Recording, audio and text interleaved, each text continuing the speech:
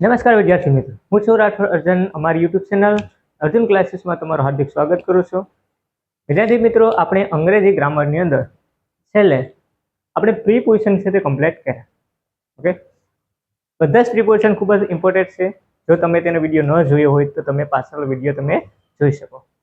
હવે આપણે શીખવાના છીએ અંગ્રેજી ગ્રામરનો ખૂબ જ ઇમ્પોર્ટન્ટ અને અગત્યનો ટોપિક, એટલે કે ટેન્સ, કાળ. પણ કાળ શીખતા પહેલા તમને ક્રિયાપદ વિશેની માહિતી ખબર હોવી જોઈએ. ક્રિયાપદ શું છે, ક્રિયાપદના કેટલા પ્રકારો છે, ક્રિયાપદના રૂપો કેટલા છે, ક્રિયાપદના રૂપોનો ઉપયોગ કયા ટેન્સની અંદર થાય, આ બધું છે તો તમને ક્રિયાપદ વિશે ખબર હોવી જોઈએ. ઓકે, તો આજે આપણે આ વિડીયોની અંદર સૌપ્રથમ આપણે ક્રિયાપદ શીખીશું. ક્રિયાપદમાં સૌપ્રથમ આપણે તેની વ્યાખ્યા યાદ રાખીશું. વ્યાખ્યા તમને કોઈ એક્ઝામમાં નથી પૂછાતી, પણ ક્રિયાપદ કોને કહેવાય એટલા માટે થઈને આપણે પહેલા વ્યાખ્યા લખી લઈએ. તો આપણે સાથે સાથે લખતા જઈએ વ્યાખ્યા. ક્રિયા કે કાર્ય દર્શાવતા શબ્દને ક્રિયાપદ કહેવાય છે. ઓકે, ક્રિયાપદ કહેવાય છે, વર્બ કહેવાય છે. ક્રિયા કે કાર્ય દર્શાવતો શબ્દ. કોઈ પણ આપણે કામ કરતા હોય, કોઈ પણ આપણે ક્રિયા કરતા હોય, તો તે ક્રિયા દર્શાવવા માટે આપણે જે શબ્દનો ઉપયોગ કરીએ તેને ક્રિયાપદ કહેવાય. ટૂંકમાં જેમ કે આપણે રમવાની ક્રિયા કરતા હોય તો પ્લે એટલે રમ, ટુ પ્લે ક્રિયાપદ છે. આવવાની ક્રિયા થતી હોય તો ટુ કમ ક્રિયાપદ છે. જવાની ક્રિયા થતી હોય તો ટુ ગો ક્રિયાપદ છે. એ રીતના કોઈ પણ ક્રિયા થતી હોય, કોઈ પણ આપણે વાક્ય બોલીએ એમાં જે ક્રિયા થતી હોય તેને શું કહીશું આપણે? ક્રિયાપદ. ઓકે, સમજાઈ ગયું? એકદમ બેઝિક છે, આપણે લઈએ. ઓકે, એકદમ એડવાન્સમાં આપણે કઈ વસ્તુ કરવાનું નથી. સૌપ્રથમ બેઝિકથી શીખતા શીખતા આપણે એડવાન્સ સુધી જવાનું છે. તો ક્રિયા કે કાર્ય દર્શાવતા શબ્દને કહેવાય છે ક્રિયાપદ. એક્ઝામ્પલ્સ તરીકે ટુ કમ આવવાની ક્રિયા થતી હોય તો ટુ કમ. ટુ ગો જવાની ક્રિયા થતી હોય તો ટુ ગો. ટુ પ્લે રમવાની ક્રિયા થતી હોય તો ટુ પ્લે. ટુ રાઇટ લખવાની ક્રિયા માટે ટુ રાઇટ.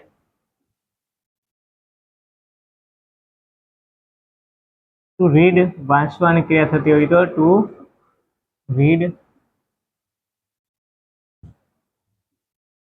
ટુ લર્ન શીખવાની ક્રિયા માટે ટુ લર્ન.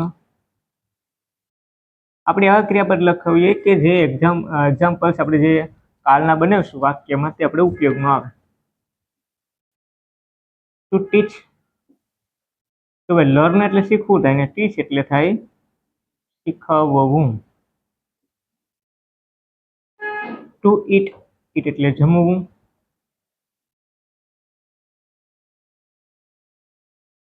ટુ જમ્પ એટલે થાય કૂદવું.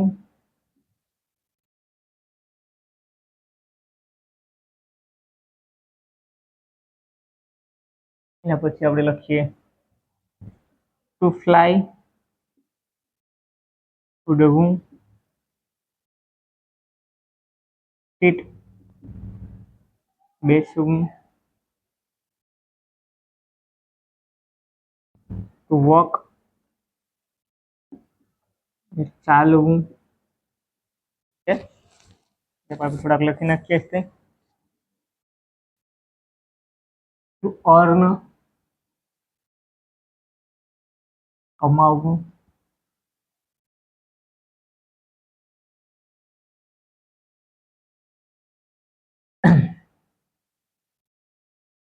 ટુ સી જોવું. હિયર સાંભળવું. સ્પીક બોલવું.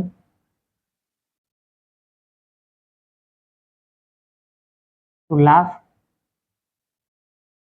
હસવું. ક્રાય રડવું. To sleep ઊંઘવું.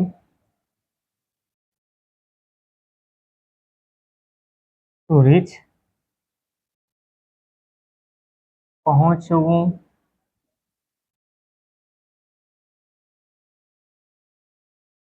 Get up,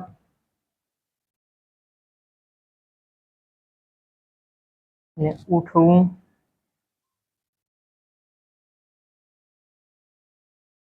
study,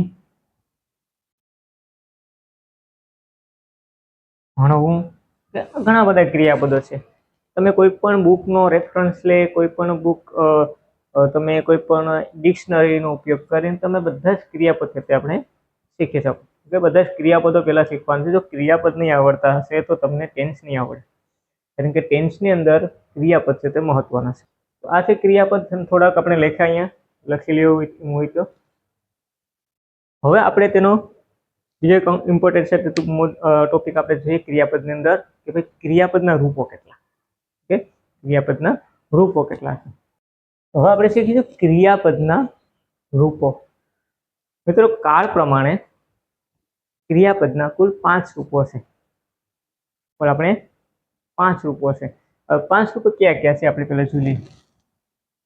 ભાઈ, કાળ પ્રમાણે ક્રિયાપદના 5 રૂપો છે. તો બધા જ ક્રિયાપદના 5 રૂપો છે. તો આપણે સૌ પ્રથમ જોઈએ ક્રિયાપદનું મૂળ રૂપ. ક્રિયાપદનું મૂળ રૂપ જેને આપણે કહીશું V1. ઓકે, ક્રિયાપદનું ભૂતકાળનું રૂપ જેને આપણે કહીશું V2. ક્રિયાપદનું ભૂતકૃદંતનું રૂપ જેને આપણે કહીશું V3.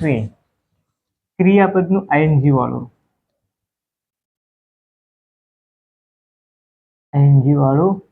રૂપ જેને આપણે કહીશું VS અથવા S વાળું, અથવા તો V4 પણ આપણે કહી શકીએ. V4. અને ક્રિયાપદનું S અથવા અહીંયા આપણે VING વાળું, ક્રિયાપદનું S અથવા ES વાળું જેને આપણે કહીશું VS અથવા ES. ઓકે, તો આવી રીતના ક્રિયાપદના કુલ 5 રૂપો છે. 5 રૂપો આપણે ખબર હોવી જોઈએ. તો આપણે એક ટેબલ નાનું એવું બનાવી નાખીએ અને એમાં 5 રૂપો આપણે ટૂંકમાં લખી નાખીએ. જેટલા પણ ક્રિયાપદ છે બધાના 5 રૂપો છે. એમાં અનિયમિત ક્રિયાપદ છે, નિયમિત ક્રિયાપદ છે. એ 5 રૂપો આપણે ખબર હોવી જોઈએ. તો તમે કોઈ પણ બુકનું રેફરન્સ લઈ ઉપયોગ કરી અને તમે 5 રૂપો પહેલા છે તેને શીખી લેજો. અહીંયા આપણે ક્રિયાપદના 5 રૂપોમાં પેલા આપણે લખીએ વાળું ગો એટલે જવું. જવાની ક્રિયા થઈ છે. તો જવાની ક્રિયા માટે મૂળરૂપ તરીકે આપણે શું લખીશું? To go. બરાબર, ગોનું મૂળરૂપ થાય ગો. ભૂતકાળ રૂપ થાય ગોનું ભૂતકાળ રૂપ થાય વેન્ટ. WENT. વોન્ટ નહીં, વોન્ટ એટલે શું થાય? વેન્ટ. WENT. ભૂતકૃદંત એટલે વીઠનું રૂપ થાય છે થઈ છે તેનું ગોન. GONE. ING વાળું રૂપ થશે ગોઈંગ. S અને S સ્વરૂપ થાય છે ગોઝ. રમવું એટલે આ નિયમિત ક્રિયાપદ છે એટલે આપણે એમાં ઈડી લગાડવાનું. પ્લેઇડ. અને જ્યારે પણ ઈડી વાળું ભૂતકાળ થતું હોય ત્યારે એનું ભૂતકૃદંત પણ મોસ્ટ ઓફલી વધારે પડતું ઈડી વાળું થશે. પ્લેઇડ અને પ્લેઇડ. પ્લેઇંગ અને પ્લેઇઝ.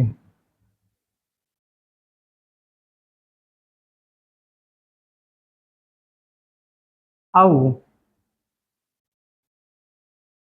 કમ એટલે આવું મૂળરૂપ. કમનું ભૂતકાળ રૂપ થાય છે કેમ અને ભૂતકૃદંતનું રૂપ થાય છે ફરી પાછું કમ. ING વાળું રૂપ થાય કમિંગ અને S અને E સ્વરૂપ થશે કમ્સ.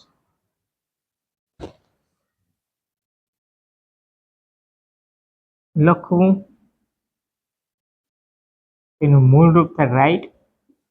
રાઇટનું થઈ જાય રોટ. રોટ. રાઇટન. રાઇટિંગ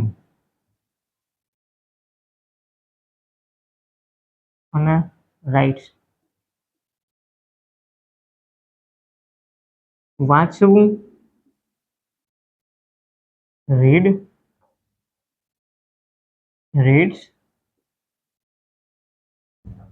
રીડનું રીડેસ થાય, ઓકે, ભૂતકાળનું, અને ભૂતકૃદંતનું રૂપ પણ થાય રીડેસ. રીડિંગ અને રીડ્સ.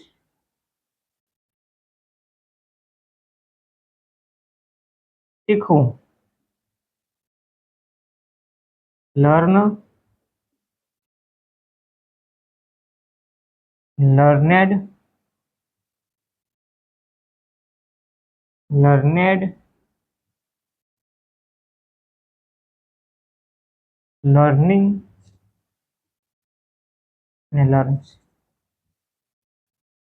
શીખવું,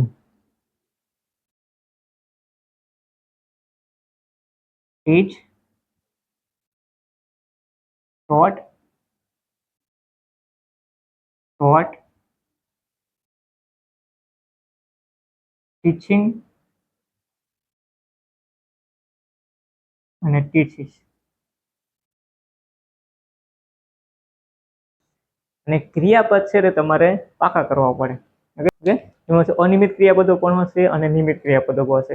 એ બધા જ ક્રિયાપદો આપણે નેક્સ્ટ જ્યારે આવશું અને ક્રિયાપદોનો ઉપયોગ શીખશું, કાળ શીખશું, ત્યાં સુધીમાં બધા ક્રિયાપદો તમારે કમ્પ્લીટ તૈયાર કરી લેવાના છે. તો ક્રિયાપદો તેના પાસે 5 રૂપો તમને આવડતા હશે તો જ તમે આગળ ટેન્સ છે તે શીખી શકશો અથવા ટેન્સના વાક્ય તમને બનાવતા આવડશે.